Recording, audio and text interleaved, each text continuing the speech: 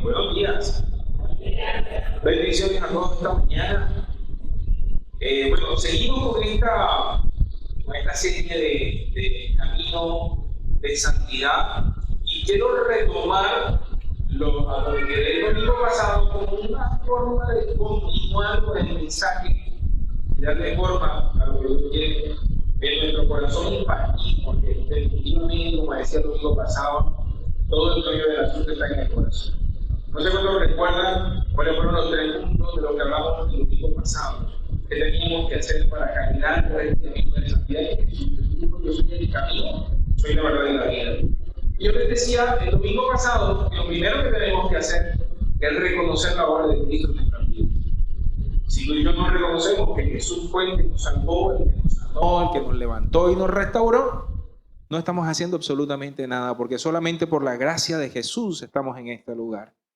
Lo segundo es que al reconocer esa obra de Cristo en nosotros, nos podemos acercar a Él de manera voluntaria y podemos buscarlo. Y yo les decía el domingo pasado, por eso a algunas personas le cuestan trabajo buscar a Dios.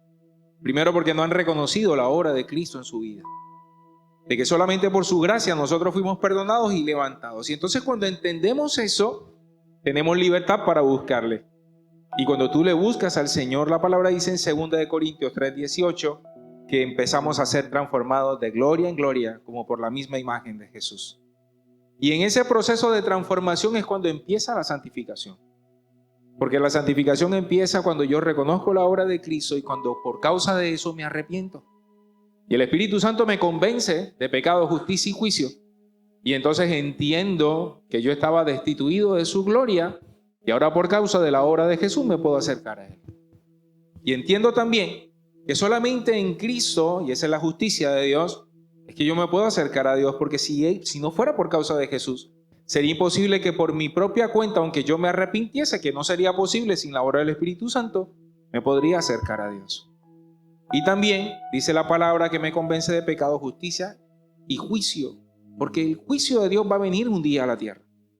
Y de repente nosotros ahora cuando nos dicen es que Jesús ya viene, y eso lo están diciendo hace más de 2000 años, y pensamos que es como una fábula, pero Cristo viene pronto. ¿Cuánto lo creen? Y cuando Jesús venga otra vez, Jesús va a juzgar el mundo así como ya juzgó a Satanás. Y los que no le hayan recibido y los que no estén con Él, yo les decía el domingo pasado, van para la paila.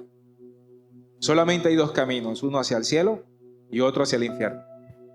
Y tenemos que tener eso claro, porque es la única manera de entender de que este camino de santidad que estamos caminando nos tiene que llevar cada vez a parecernos más a Jesús. Y lo último que les decía es que entendiendo que me puedo acercar a Él, entonces Jesús empieza a lidiar con mi corazón y empieza a hacer una obra de transformación en mi corazón. Dios renovará nuestros corazones. Y aquí es donde está la clave de todo, y aquí quiero retomar esta enseñanza esta mañana. La clave, dile al que está a tu lado, la clave está en el corazón. Pregúntale al que está a tu lado, ¿cómo está tu corazón? De verdad, ¿cómo está tu corazón? ¿Cómo anda tu corazón en estos días? ¿Está triste? ¿Está alegre? ¿Tu corazón está lleno de expectativas? ¿Está frustrado? ¿Cómo está tu corazón en estos días? Y sabes que cuando yo me convertí al Señor, hace muchos años había una canción que en esa época era una canción que de esas canciones viejas que cantamos y que quebrantan nuestro corazón. Y la canción decía, dame un nuevo corazón, Señor, un corazón para adorarte, un corazón para servirte. Dame un nuevo corazón, Señor. Y decía, limpio como el cristal, puro como la miel. Un corazón que sea como el tuyo. Y yo le puse ese nombre a esta enseñanza. Señor, dame un corazón como el tuyo. Porque definitivamente nuestro corazón humano es un corazón, no sé cuánto lo pueden decir, rebelde, terco. Hablábamos el domingo pasado del corazón terco, del corazón rebelde, del corazón duro, del corazón envidioso, del corazón que está cargado de tantas cosas. Y esa canción está inspirada en el Salmo 51. El rey David, el rey más esplendoroso después de Jesús en la Biblia, rey David, escribió esta canción. Y la escribió no en un momento cualquiera, la escribió en el momento en que un profeta Natán, lo confronta por el pecado que había cometido con Betsabé. No sé cuántos conocen esa historia. Dice la palabra que en los tiempos en que los reyes tenían que salir a la guerra, él se quedó acostado durmiendo hasta las 3 de la tarde. El hombre estaba como en depresión, el hombre estaba pasando un mal momento, estaba desanimado, había perdido el gozo de la salvación y se paró en la ventana de su palacio, en el balcón, no sé, y miró hacia la casa que estaba al lado. Imagínense que era el castillo del rey y allá había una mujer que se estaba bañando desnuda. Yo también me he preguntado algunas veces, ¿qué hacía esa mujer bañándose, no sé, en el patio de su casa, colindando para el palacio del rey? Pero el hecho es que estaba ahí la mujer. A este hombre, en medio de lo que estaba viviendo, le pareció linda la mujer y la mandó a buscar.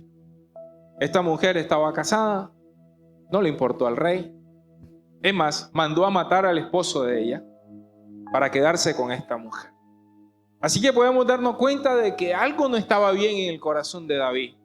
Y el profeta Natán lo confronta y le hace como una especie de parábola. Y le habla de un hombre que tenía muchos ganados, muchas ovejas, y que él quería hacer una fiesta. Y entonces dijo que en vez de agarrar uno de sus ganados, fue y miró hacia la hacienda de un pequeño agricultor que tenía solo unas pocas ovejitas. Y entonces mandó a coger una de las ovejitas de ese agricultor o de ese hombre que tenía poquitas ovejas. Y dice la palabra que cuando David está escuchando esa historia, le dice al profeta: ¿quién es ese para mandarlo a decapitar? Y entonces el profeta le dice: ese eres tú. Ay, ay, ay. ¿Cuántas veces estos juicios vienen hacia nosotros? Dice la palabra que David quedó como en shock. Quedó confrontado y ahí sale el Salmo 51. Quiero que me acompañes allí. Salmo 51. Y vamos a leerlo desde el versículo 1. Dice la palabra: ten misericordia de mí, oh Dios. Debido a tu amor inagotable, a causa de tu gran compasión, borra la mancha de mis pecados. Lávame de la culpa hasta que quede limpio y purifícame de mis pecados. Pues reconozco mis rebeliones, día y noche me persiguen. Contra ti, solo contra ti he pecado. He hecho lo que es malo ante tus ojos. Quedará demostrado que tienes razón en lo que dices y que tu juicio contra mí es justo. Pues soy pecador de nacimiento. Así es, desde el momento en que me concibió mi madre. Pero tú deseas honradez desde el vientre y aún allí me enseñas sabiduría. Purifícame de mis pecados y quedaré limpio. Lávame y quedaré más blanco que la nieve. Devuélveme la alegría y deja que me goce ahora que me has quebrantado. No sigas mirando mis pecados. Quita la mancha de mi culpa y crea en mí, oh Dios, un corazón limpio y renueva un espíritu fiel dentro de mí. No me expulses de tu presencia y no me quites tu Espíritu Santo. Restaura en mí la alegría de tu salvación y haz que esté dispuesto a obedecerte. Entonces enseñaré a los rebeldes tus caminos y ellos se devolverán a ti. Perdóname por derramar sangre, oh Dios, que me salvas. Entonces con alegría cantaré de tu perdón. Desata mis labios, oh Señor, para que mi boca pueda alabarte. Tú no deseas sacrificios, de lo contrario te ofrecería uno. Y tampoco quieres una ofrenda quemada. El sacrificio que sí deseas es un espíritu quebrantado, y tú no rechazarás un corazón arrepentido y quebrantado, oh Dios. Amén. Qué tremendo salmo este. Y si analizamos este salmo, que insisto, fue escrito cuando fue confrontado por su pecado, y en este salmo, él fundamentalmente lo que está mostrando es que es su corazón el que necesita urgentemente una intervención de parte de Dios. Porque cuando nosotros cometemos pecado y cuando estamos pasando momentos difíciles, el meollo, insisto, está en el corazón. Y ahí es donde nosotros verdaderamente tenemos que buscar resolver nuestros asuntos. Y escúchame esto, y era lo que el Espíritu Santo ponía en mi corazón. La santidad y la maldad toman residencia en el mismo lugar. Toman residencia en el corazón. La santidad y la maldad toman residencia en el mismo lugar. Toman lugar en el corazón. Ahora, el meollo del asunto es que tú y yo tenemos que decidir a cuál de los dos expulsamos ¿Y a cuál de los dos los vamos verdaderamente a abrazar, a hacernos morada de ellos? Tú lo decides. ¿Qué quieres que tu corazón tenga? ¿Tenga santidad o tu corazón tenga maldad? Ahora la Biblia lo dice de esta manera. Mateo capítulo 15, versículo 16 y 20. Yo quiero que te conectes aquí. Quiero orar por un momento en este momento. Quiero que por un momento cierres tus ojos ahí donde estás. Quiero que le pidas al Espíritu Santo esta mañana que te permita ver en tu interior. Dile, Espíritu Santo, muéstrame qué hay en mi corazón. ¿Y qué es eso de lo que me tengo que vaciar esta mañana, Señor? Porque solamente quiero que habite tu presencia en mí, Señor. Escudriña hoy mi corazón, Señor, y mira si hay en mí camino de perversidad, como dice la palabra. Y ayúdame a reconocer, Señor, aquellas cosas que necesiten ser simplemente vaciadas de mí, para que seas tú el que me llenes en el nombre de Jesús. Mateo capítulo 15, versículo 16 dice, estoy leyendo la Nueva Traducción Viviente, dice, ¿todavía no lo entienden? Preguntó Jesús. Aquí está hablando Jesús. Dice, todo lo que comen pasa a través del estómago y luego termina en la cloaca. Qué explícito es Jesús ahí, ¿no? Todo lo que comen, ¿a dónde va a terminar? Ahí en la cloaca. Versículo 18. Pero las palabras que ustedes dicen provienen, ¿qué dice allí? Provienen del corazón. Eso es lo que contamina. O sea, ¿qué es lo que contamina?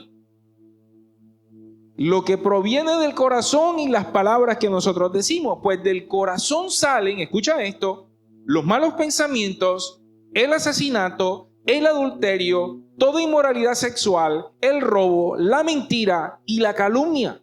Esas cosas son las que contaminan. Comerse y lavarse las manos nunca los contaminará.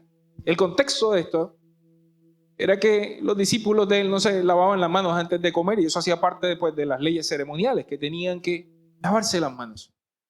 Y Jesús les dice, ¿todavía no lo entienden? ¿Quién dijo que lo que se comen es lo que los va a contaminar? Realmente lo que verdaderamente contamina es lo que sale del corazón. Así que aquí podemos darnos cuenta que la maldad está saliendo del corazón. Y tenemos que darnos cuenta si cada uno de nosotros cuando hablamos, ¿qué es lo que brota del corazón?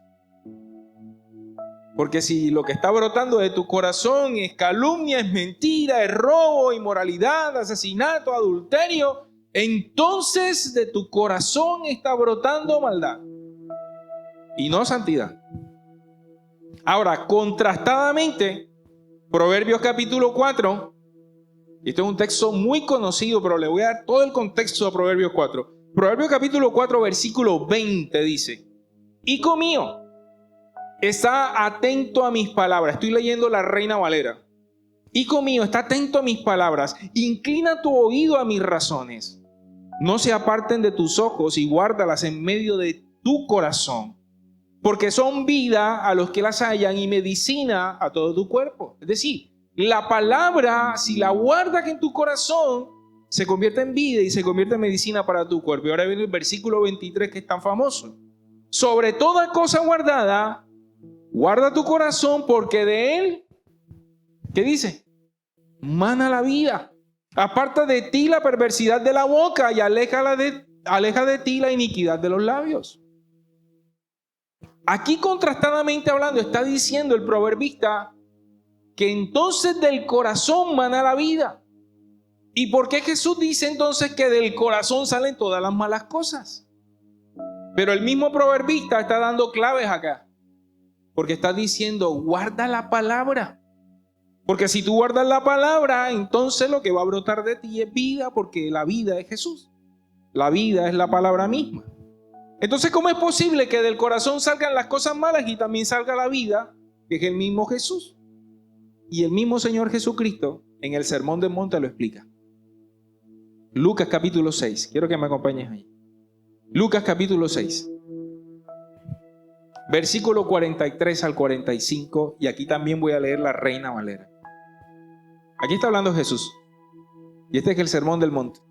Y dice el Señor: no es buen árbol el que da malos frutos, ni árbol malo el que da buen fruto. Porque cada árbol se conoce por su fruto. Pues no se cosechan higos en los espinos, ni de las zarzas se vendimian uvas. Versículo 45. El hombre bueno del buen tesoro de su corazón saca lo bueno, y el hombre malo del mal tesoro de su corazón saca lo malo, porque de la abundancia del corazón habla la boca. Entonces queda claro que aquí de lo que se trata es de qué estamos llenando nuestro corazón. ¿Con qué estás llenando tu corazón? Porque dice aquí la palabra que el hombre bueno da buenos frutos. No podríamos decir que hay un hombre malo que da malos frutos. Entonces, ¿qué es lo que marca la diferencia entre una cosa y la otra? Es de qué estás llenando tu corazón. El corazón es tan importante porque el corazón es donde vive Dios. La palabra en el libro de Gálatas dice que Jesús envió su Espíritu a morar en nuestro corazón. Pero esa morada de Cristo en nuestra vida, que es el Espíritu Santo, no resulta solamente y ya. No es que tú recibiste a Jesús, te volviste una excelente persona. No, tú tienes que empezar a llenar tu corazón de buenas cosas. Porque dice este texto que tenemos un tesoro en el corazón. Y el tesoro o es bueno o es malo. Y aquí está la clave. ¿Qué estás haciendo o qué estás atesorando en tu corazón? Porque lo que tú atesoras en tu corazón, de eso se va a llenar él. El proverbista dice, llena tu corazón de mi palabra. Guarda mi palabra y ella va a producir vida. Pero si lo que hacemos, en vez de atesorar la palabra, en vez de atesorar las cosas que Dios ama, en vez de atesorar tu familia, en vez de atesorar las cosas del reino, en vez de atesorar aquellas cosas que Dios le importa a tus hijos, lo que empiezas a atesorar es otras cosas. Y de pronto atesoras más las riquezas que a Dios. Y dice la palabra, habla del engaño de las riquezas. Y a veces para nosotros es más importante el trabajo que Dios o que la familia. Y empezamos a atesorar cosas que son vanas y que son vacías. Y lo único que empiezan a hacer dentro de nosotros es que empiezan a contaminarnos. Y entonces se convierte en el tesoro. Pero el tesoro va a ser bueno o va a ser malo. Y el tesoro bueno es el que proviene de Dios y las cosas que le agradan. Pero el mal tesoro del corazón son todas aquellas cosas que nosotros le damos preeminencia antes que a Dios y que realmente desagradan a Dios. Y de repente incluso atesoramos más el pecado mismo que la santidad. Atesoramos más, no sé, qué sé yo, de pronto hacer cosas que sabemos que desagradan a Dios. Yo les decía el domingo pasado, hay cosas que nosotros sabemos que desagradan a Dios, pero las hacemos. Y tal vez estamos actuando en rebeldía y eso lo único que hace es que llena tu corazón de un mal tesoro. Y tú lo atesoras, insisto, y tú lo abrazas y tú dices, es que esto es mío y es que yo soy así y es que esto me encanta y ¿por qué tengo que dejarlo? Esa es una de las preguntas o de las peleas que la gente tiene cuando viene a los pies de Cristo. ¿Yo por qué tengo que dejar eso? No, no tienes. La palabra dice que todo te es lícito, todo te es lícito. Mas no todo te conviene. Y tú tienes que decidir cuáles son las cosas que puedes hacer. Por eso cuando a mí me hacen la pregunta, y pastor, ¿y si yo me tomo un trago? ¿Y si yo hago esto? ¿Y si yo hago otro? No me pregunten esas bobadas. Tú sabes qué es bueno y qué es malo. Yo no tengo que decírtelo. Tú sabes qué cosas realmente te alejan de la palabra, qué cosas te alejan de Dios, qué cosas hacen que tú verdaderamente te extravíes del camino correcto. Lo que pasa es que queremos que algún pastor te diga, está bien, mijo, hazlo. Bueno, yo no te lo voy a decir. Si tú me lo preguntas, a mí siempre te voy a hablar con la palabra. Pero te voy a decir, ¿sabes qué? Tú decides. Tú decides qué está bien para ti y qué está mal para ti. Y hay gente que cree que a cosas que están mal las llama que están buenas. Y simplemente las atesoran en el corazón. Entonces, el rey David nos muestra, tras su propia experiencia, cómo tenemos que enfrentarnos a circunstancias como esa. Y ahora quiero que desarmemos el Salmo 51, porque yo estoy seguro que va a hablar a nuestro corazón. Y quiero que el mismo rey David, que insisto, el rey David adulteró, el rey David asesinó, el hombre andaba desanimado, porque lo deja claro ahí, lo vamos a leer en el contexto. Y todas esas cosas terminaron alejándolo de Dios y en pecado. Pero lo más lindo del mundo, y no sé cuántos se vieron el en vivo del miércoles, el miércoles yo estuve tratando en el en vivo el Salmo 32. El Salmo 32 es el resultado de este Salmo 51. Los que no lo vieron pueden buscarlo ahí en la página de Facebook, porque es la respuesta de este arrepentimiento, se ve en el Salmo 32. Todo lo que Dios hace para restaurarle por causa de que él se arrepintió. Así que vamos una vez más al Salmo 51 y leamos el versículo 1, y esto me parece supremamente clave. Escucha esto. David le hace una petición al Señor. Escucha la petición. Ten misericordia de mí, oh Dios, debido a tu amor inagotable, a causa de tu gran compasión, y borra la mancha de mis pecados. ¿Qué es lo que pide David? Misericordia. Escucha esto. Esto es demasiado importante en este proceso de santificación. Porque si tú pides justicia, sería un suicidio. Si tú le dices al Señor, Señor, sé justo conmigo, entonces justamente te van a dar lo que mereces. Y todo el que se porte mal, le va a ir ¿cómo? Mal. Eso se llama justicia. Hiciste algo malo, tenga para que lleve. Así que no se le ocurra pedir justicia, porque aunque los juicios de Dios son buenos, son justos, pedir justicia es un suicidio, porque nuestra naturaleza pecaminosa nos tendrían entonces que tasar conforme a lo que hacemos, conforme a lo que sentimos, conforme a lo que pensamos. Ay, ay, ay. Porque de pronto tú me dices, pastor, pero yo me estoy portando bien. Y estás pensando bien. Y estás sintiendo bien. ¿Tú te atreverías a que te pusiéramos un proyector en la mente que proyecte tus pensamientos? ¿Te atreverías a eso? ¿Sí? ¿Cuánto se atrevería a que le pongamos un proyector 1 minuto y que lo pongamos aquí en esta pantalla? Lo que está pasando por su mente. Lo que ha venido pasando esta última semana en la mente. Ay, ay, ay. ¿Cierto? ¿Ah? Ay, ay, ay. Segundo, él no pidió gracia tampoco, porque creo que sería sugerirle a Dios que nos premie por las cosas que no hacemos bien. Porque la gracia es un favor inmerecido. La gracia solamente es potestad de Dios. Él puede no darte el castigo y aún bendecirte en medio que te estás equivocando, pero eso solamente es potestad de Dios, y no hay manera que nosotros los seres humanos podamos medir la gracia de la manera correcta. Porque nosotros los seres humanos, cuando extendemos nosotros gracias a otros, de pronto estamos realmente haciendo mal. Cuando premiamos a alguien que está haciendo algo malo, porque así sería la gracia nuestra. La gracia nuestra es imperfecta. Entonces de pronto, en vez de disciplinar a alguien, en vez de corregir a alguien, le estamos dando un premio. Pero la gracia de Dios es algo inexplicable, pero es perfecta. Porque así como el hijo pródigo, en vez de darle la limpia, lo que hizo fue restaurarlo, pero era porque Dios conocía el corazón de él. Y esa es la diferencia. Yo no conozco el corazón, ni el mío conozco, voy a conocer el corazón de alguien más. ¿Ves? Entonces él tampoco pidió gracia. Él pidió misericordia. Y pedir misericordia es decirle a Dios, Señor, haz tu voluntad. Yo te pido, no me dejes el castigo que merezco. Esa era la petición que estaba implícita allí. No me dejes el castigo que merezco, Señor, porque sé que me merezco un castigo. Y más bien haz tu voluntad conmigo. Y eso fue lo que hizo él. Eso fue lo que hizo también el hijo pródigo.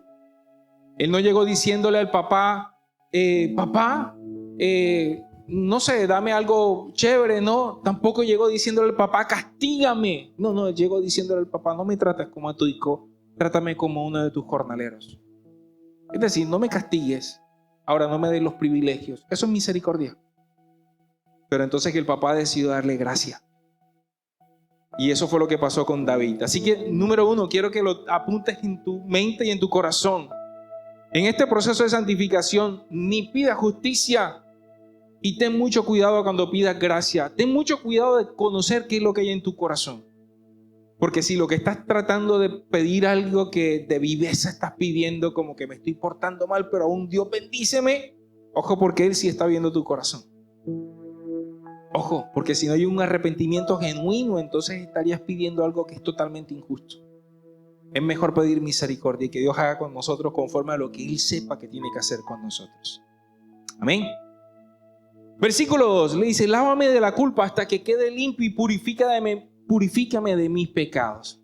Y esta segunda petición de lávame de mi culpa, límpiame, purifícame de mis pecados, yo creo que es una petición genuina, porque le estaba diciendo, mira, no me sueltes y restriégame hasta que yo me quede sin manchas, hasta que me quede verdaderamente limpio.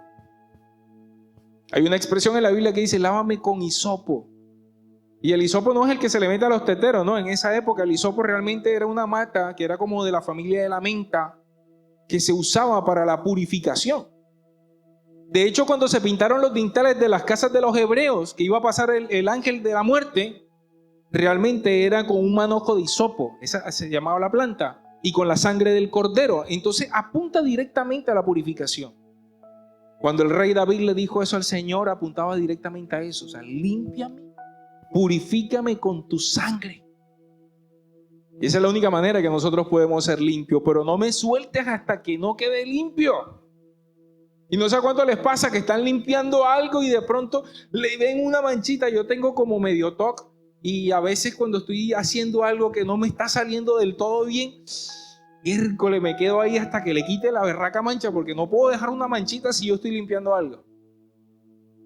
Y yo le decía, Señor, ¿qué si nosotros tenemos que pedirte, Señor, quítame? Porque sabes, si tú le dejas una manchita, y siempre la ilustración que yo traigo a mi mente es que ¿cuánto se tomaría en este vaso de agua si le echásemos una gotica de agua de alcantarilla? ¿Cuánto se tomaría en este vaso de agua? ¿Por qué no te lo tomarías? Porque aunque las proporciones son distintas, la gotica de agua contaminaría todo. Una pequeña mancha, como dice la palabra, un poco de levadura leuda toda la masa. Un poquitico de pecado. Y creemos que un poquitico, Señor. Yo decía el domingo pasado, un chupito, Señor, un mordisquito nada más. No le digas eso al Señor. Pero, Señor, yo nada más lo estoy haciendo un poquito. No, un poquito contamina todo. Y tú quieres verdaderamente ser limpio, dile, Dios, quítame absolutamente toda la mancha. Quítamela. Como le dijo el rey David. Versículo 3, pues reconozco mis rebeliones, día y noche me persiguen. Y contra ti, y solo contra ti he pecado, he dicho lo que es malo ante tus ojos. Quedará demostrado que tienes razón en lo que dices y que tu juicio contra mí es justo. Pues soy pecador de nacimiento. Así es, desde el momento en que me concibió mi madre. Y aquí hay unas cosas bien interesantes en estos 3 versículos que acabo de leer. Lo primero es que él reconoció su rebelión.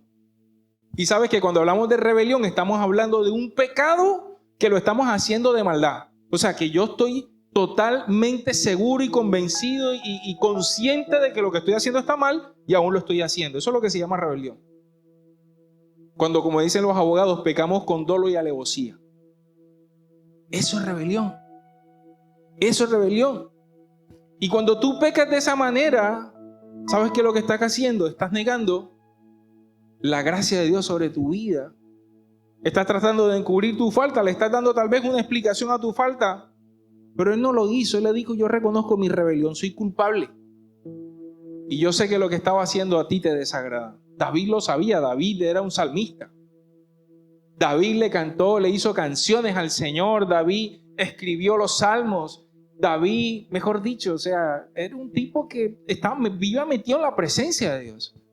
Así que él sabía plenamente y reconocía plenamente cuáles cosas hacía que le desagradaban a Dios. Ahora, pregunta del $1.000.000. ¿Tú las reconoces? ¿Tú reconoces las cosas que desagradan a Dios? Yo sí las reconozco. No es tan difícil, mis amados. Todos tenemos una conciencia.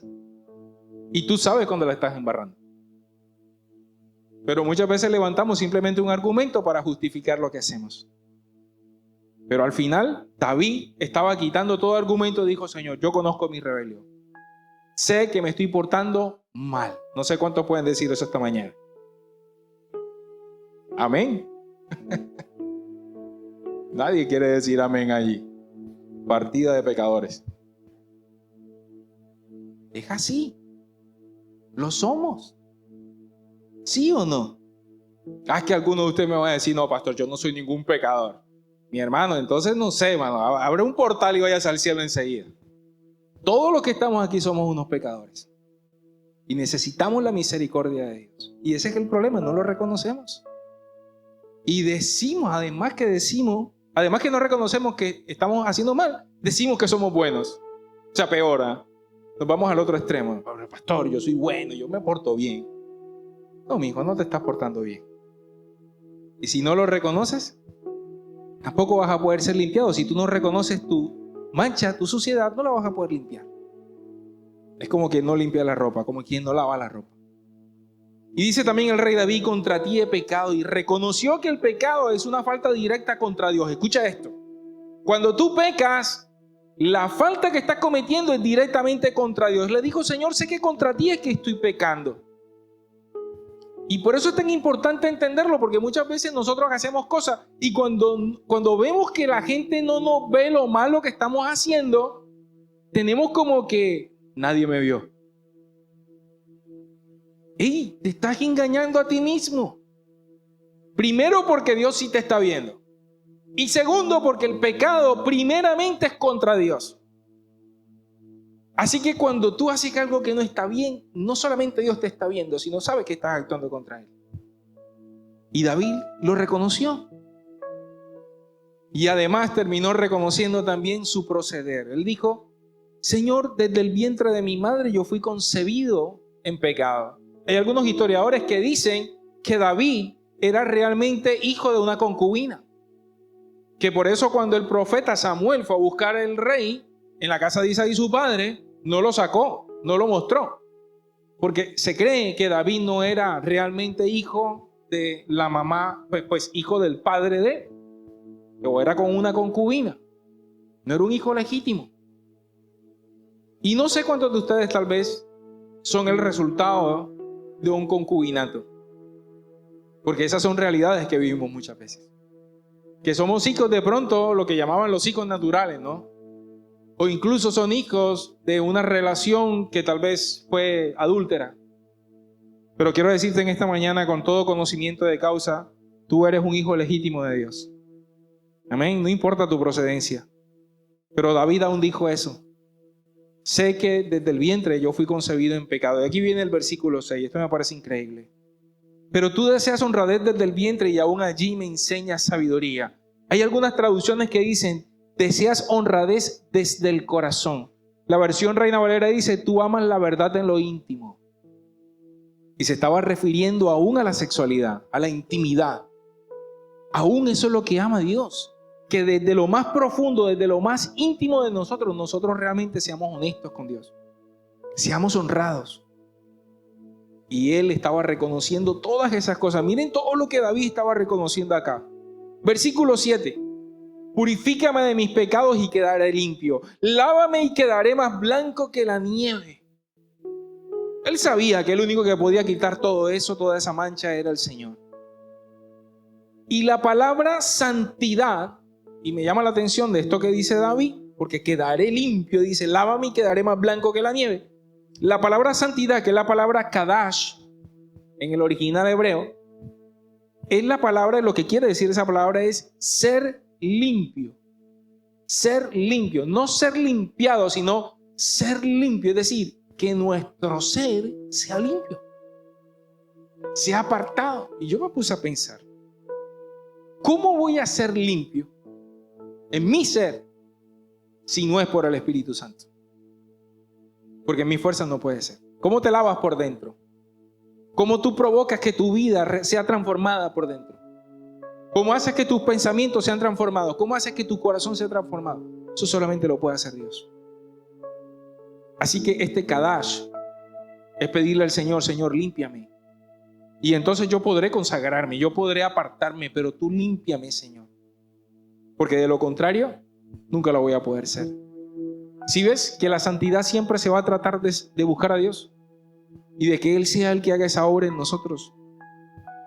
Versículo 8. Devuélveme la alegría y deja que me goce ahora que me has quebrantado. Y a mí esto me pareció increíble. Y es muy interesante porque él había perdido la alegría. Él había perdido el gozo.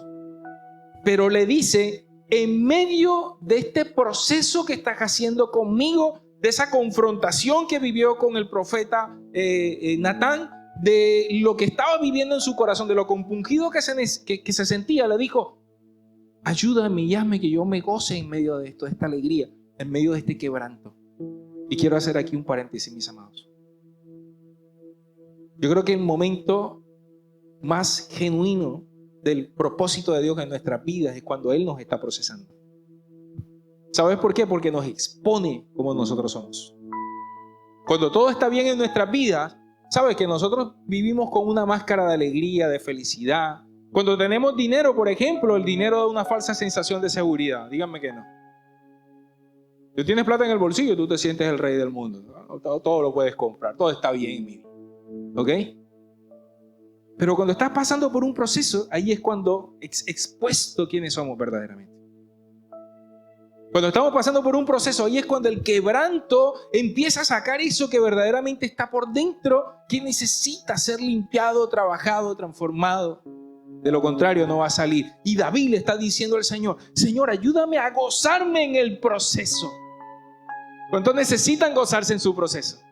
¿Cuántos necesitan decirle: Señor, ayúdame a que en medio de este proceso yo pueda estar contento porque sé que tú estás en el asunto? Y ahí todo cambia. La palabra ahí en Hebreos, en el capítulo 12, versículos 10 y 11 dice: pues nuestros padres terrenales nos disciplinaron durante algunos años e hicieron lo mejor que pudieron. Pero la disciplina de Dios siempre es buena para nosotros, a fin de que participemos de su santidad. ¿Sabes que los procesos de Dios no es otra cosa que una demostración del amor de Dios disciplinándonos? La palabra disciplina viene de discipulado, viene de enseñanza. Dios te está enseñando algo en tu proceso y necesitas verlo. ¿Qué te está enseñando Dios? Ninguna disciplina resulta, versículo 11, ninguna disciplina resulta agradable a la hora de recibirla. Al contrario, es dolorosa, pero después produce la apacible cosecha de una vida recta para los que han sido entrenados por ella. Amén. Al principio el proceso te sabe a cacho. Tú dices: Señor, ¿por qué? Pero cuando tú permites que Dios te procese, ese proceso va a producir en ti un fruto apacible de justicia. Va a producir en ti algo nuevo. Te va a sacar siendo otra persona, fortalecido, mejor. Y todos los que hemos vivido procesos, hemos entendido: gracias, Señor, por el proceso. Yo he vivido procesos en todas las áreas de mi vida, en todas. Y si tú me preguntas: pastor, ¿quieres otro proceso? No, gracias. Ya lo viví, pero le doy gracias a Dios por él. Porque si Dios no hubiese procesado mi vida en todas las áreas que lo ha procesado, yo seguiría siendo un rebelde, no sé, lo que era antes de Cristo. Pero en un acto de amor, Él viene y procesa nuestras vidas. Y por eso te puedo decir con convencimiento de causa esta mañana: alégrate y gózate en tu proceso, porque Dios está haciendo algo nuevo. Amén. Versículo 9. Volvemos al texto. Salmo 51, versículo 9. No sigas mirando mis pecados, quita la mancha de mi culpa. Y el versículo 10. Este versículo maravilloso dice: crea en mí, oh Dios, un corazón limpio y renueva un espíritu fiel dentro de mí. Crea en mí un corazón limpio. Wow. Créalo tú. Un corazón que no tenga las manchas, que no tenga la suciedad. Un corazón limpio. Créalo en mí, un corazón limpio. Un corazón puro. Un corazón como el tuyo, Señor. Esa tendría que ser nuestra petición diaria. Crea en mí un nuevo corazón, Señor. Pues si nosotros seguimos viviendo con este corazón, seguiremos teniendo los mismos conflictos de antes. Y solamente el Espíritu Santo puede renovar el corazón y hacerlo conforme al de Él. La palabra dice de David que él era un hombre conforme al corazón de Dios. ¿Cómo que era un hombre conforme al corazón de Dios? Si este hombre era un asesino, un adúltero, hasta mal padre era David. ¿Sabes que un hijo se levantó en rebeldía contra él? Dice la Biblia que cuando murió, le tocó contratar a una prostituta para que estuviera con él en sus últimos momentos. Se quedó solo. De repente ni siquiera era un buen esposo. Y entonces, ¿cómo dice la Biblia que él era un hombre conforme al corazón de Dios? ¿Sabes? Yo estoy totalmente convencido de que el arrepentimiento y la petición profunda, Señor, crea un corazón como el tuyo, lo cambió todo. Y esto te lo voy a decir con todo el temor y el temblor del mundo. Hay veces que vamos a tener que vivir las consecuencias de las cosas que hicimos mal. Yo creo que a David le tocó hacer eso. Vivió las consecuencias de lo que no hizo bien antes. Pero al final de sus días, él era un hombre conforme al corazón de Dios. Porque tal vez tus hijos aquí en la tierra de los vivientes no te van a perdonar. Pero sabes, Dios sí te perdona cuando tú te arrepientes delante de Él. Tal vez hoy estás viviendo las malas consecuencias de las acciones financieras que cometiste. Y te va a tocar vivirlas hasta que salgas de allí. Pero créeme que Dios te va a ayudar en el proceso. Y Dios te va a sacar de allí en algún punto. Cuando hayas entendido la lección. A veces tendremos que vivir la enfermedad. Tal vez porque no nos cuidamos. Tal vez porque fuimos negligentes. Pero quiero decirte que por encima de la enfermedad está Dios. Y que Él es más poderoso que cualquiera de esas cosas. Cuando mi primo, el año pasado, mi primo falleció, el primer día que yo fui a visitarlo a su casa, y ya estaba diagnosticado que su cáncer no tenía solución, lo que Dios puso en mi corazón, y eso fue lo que le dije ese día: mi hermano, más importante que la sanidad física es tu sanidad espiritual, le dije yo. Esas fueron mis palabras, eso fue lo que Dios puso en mi corazón ese día. Yo le dije que hayas regresado porque él había conocido al Señor hace años y se había apartado. Y por causa de este proceso volvió a los pies de Cristo. Y yo le digo, esto es más importante porque la enfermedad no va a vencer si tú tienes a Cristo en tu corazón. Porque la palabra dice que aunque muramos, viviremos. Porque en Cristo Jesús hay vida eterna.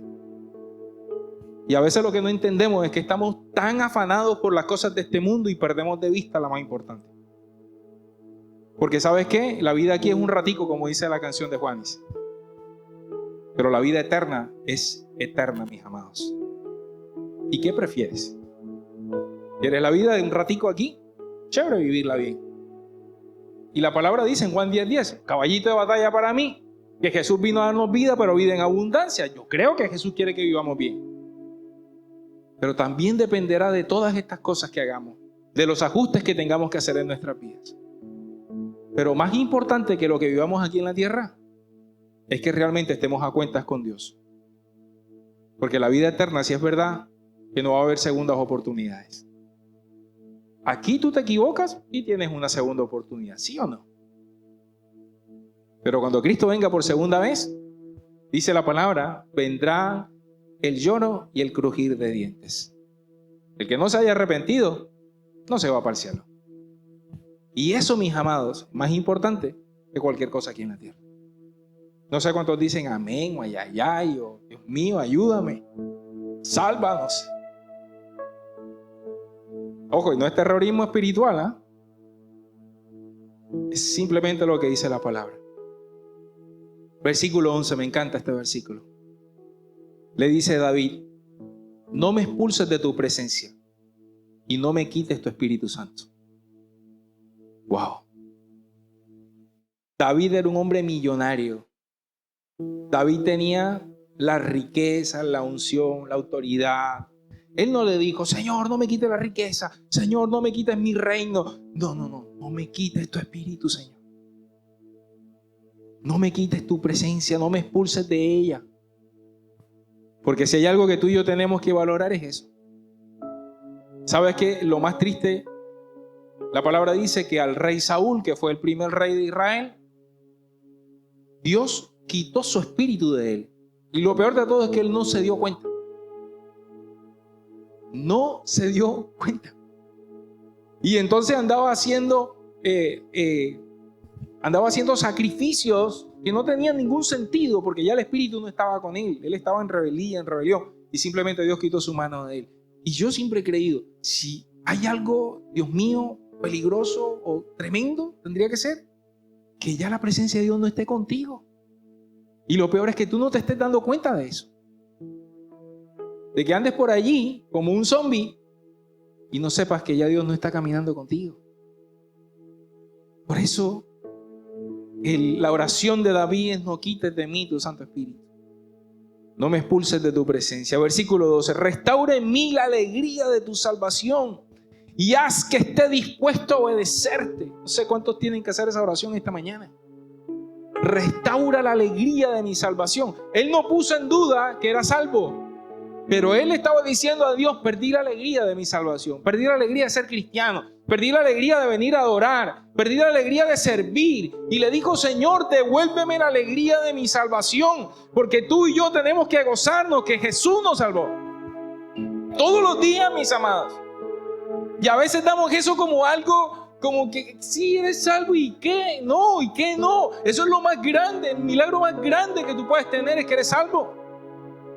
Y tendrías que estar alegre, feliz todos los días de tu vida y servirle a Dios con felicidad y con alegría por causa de eso. Porque eso tal vez es lo más importante en tu vida. Cielo y tierra pasarán, dice la palabra, mas su palabra no pasará. Todo se va a acabar, todo. Pero los que estemos con Cristo viviremos eternamente. Y tenemos que decirle: Señor, gracias, alégrate. Porque eres salvo, alégrate porque un día Dios te eligió. Alégrate. Y si perdiste el gozo de tu salvación, dile: Señor, devuélveme ese gozo para poder servirte con alegría. Y no sirvas. Aquí yo cuando veo a gente sirviendo con cara, yo no sé qué me da. Están haciendo las cosas, las están haciendo es para el Señor, por Dios. Y a veces que están con la cara, haciendo una cosa con la cara. Mío, ¿por qué?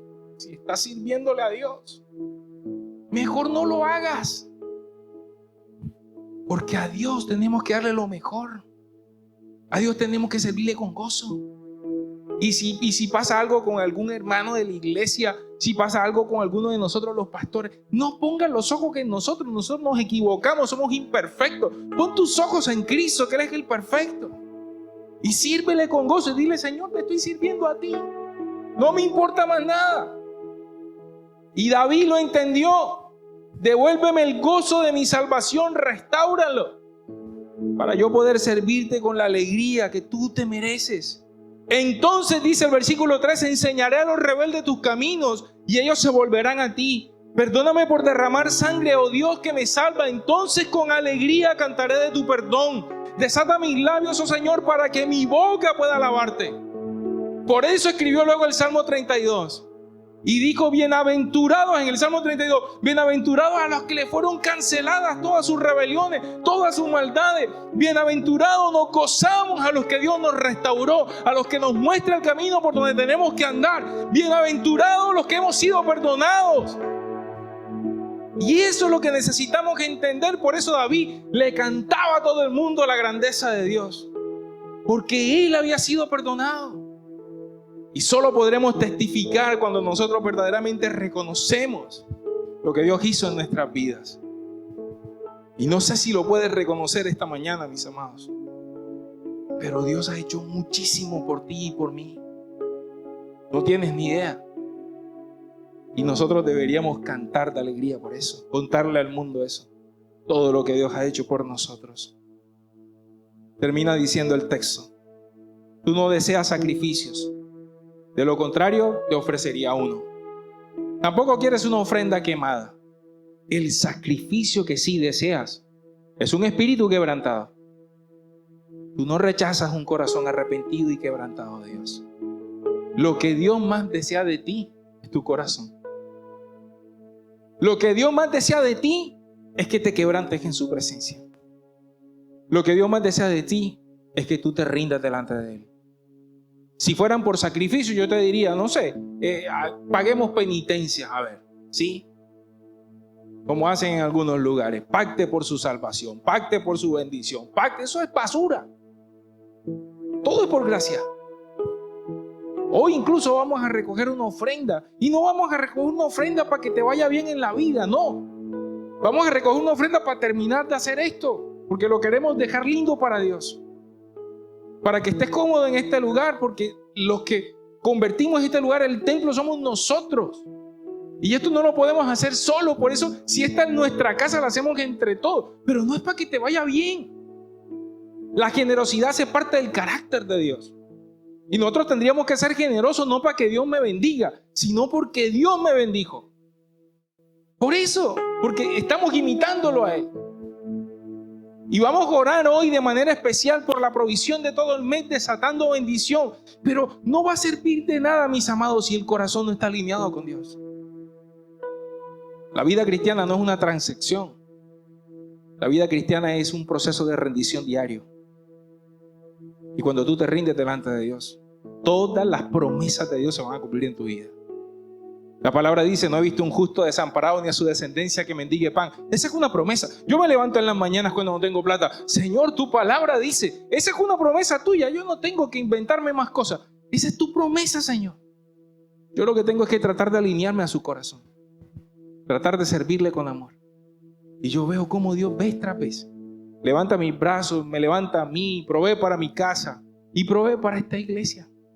La palabra dice que si nosotros no quisiéramos hablar, las piedras hablarían. Pero yo no quiero que hablen las piedras y aquí estamos nosotros. Amén. Cuando el profeta dice la palabra que no tenía que comer ni nadie que le llevara de comer, el Señor envió cuervos que le llevaran carne. Si tú no quieres dar para terminar, ¿sabes que Dios va a enviar cuervos? Ese es el Dios que tenemos. Pero qué lindo que nosotros podamos decir, hey, pero si yo estoy aquí, si yo soy tu hijo, que te amo, que estoy agradecido, que te bendigo, yo estoy acá, Señor. Y que podamos ser como David, que David al final no le importó nada. Dice la palabra que cuando estaban transportando el arca de la presencia, David estaba danzando como un loco. Y dice la palabra que hasta la cosa esa que tenía, el telón, que se le levantó, hizo un striptease David, porque no le importaba nada sino la presencia de Dios. Esa es la manera como Dios quiere que vivamos. La verdadera santidad no es traspasar paredes, no es orinar agua bendita. Esa no es la verdadera santidad. La verdadera santidad es vivir rendido en la presencia de Dios. Porque solamente en esa presencia es cuando tú y yo vamos a ser transformados. Cuando tú te metes en la presencia, ¿sabes qué? El enojo se acaba. Cuando te metes en la presencia de Dios, ¿sabes qué? La envidia también. Y todas esas cosas porque se las entregas a Dios. Y Dios empieza a trabajar con tu corazón. Y cuando sales de la presencia, tú sales renovado. Eres distinto. Así que la santificación, mis amados, se trata de entregarle el corazón a Él. Y si tú quieres entregarle el corazón a Dios, quiero decirte que esta mañana es una buena oportunidad para que puedas reconocer esto mismo que reconoció David. Yo quiero de verdad, cuando yo vaya al cielo, que yo creo que voy a ir al cielo, voy a buscar a David. Y cuando me pare delante de David, le voy a dar un aplauso, mi hermano. Felicitaciones. Wow. Tremendo. Porque no es fácil reconocer cuando estamos equivocados, cuando la estamos embarrando hasta el 70. No es fácil reconocerla. Pero ¿sabes qué lindo es? Que no importando que Él era el rey esplendoroso, llegó de rodillas delante del Señor, tiró sus coronas y le dijo, aquí estoy, con mi corazón contrito y humillado. Y Dios hizo la obra que hizo con Él. Hoy cantamos los salmos de David y hoy contamos estas historias porque este hombre un día se arrepintió. ¿Cuántos quieren hacer lo mismo? Ponte bien esta mañana, vamos a orar.